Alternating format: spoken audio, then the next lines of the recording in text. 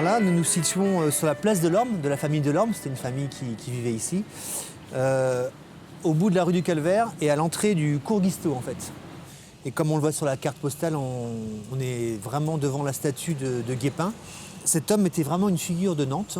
C'était un médecin philanthrope, un écrivain, un homme politique. Il sera conseiller municipal, conseiller général. Et surtout, c'était vraiment quelqu'un de très très aimé à Nantes.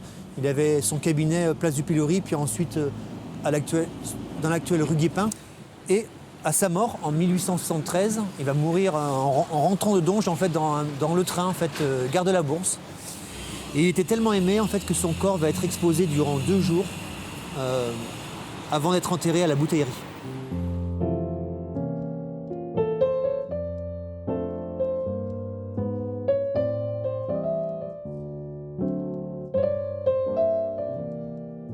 Les Nantais vont décider de lui ériger une grande statue, ici, devant le cours, en fait. Elle va disparaître en 1940. En 1940, les Allemands vont venir à Nantes, vont occuper la ville et vont avoir besoin de munitions, donc ils vont fondre la statue. Et elle va disparaître en 1940. 4 ans plus tard, un sculpteur qui s'appelle Benon va faire ce buste qui est là.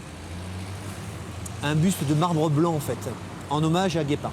Mais la statue n'existe plus. On a juste les cartes postales qui nous rappellent l'histoire de cet homme.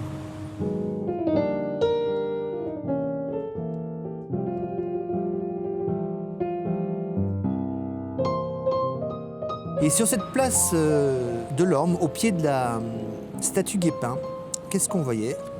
Comme le montre la carte postale, on voyait les anciens taxis nantais, c'est-à-dire les fiacres, qui attendaient leurs clients, et puis un petit marchand de lait, comme on va en trouver place Royale, une petite marchande de lait. C'était vraiment un point de convergence ici.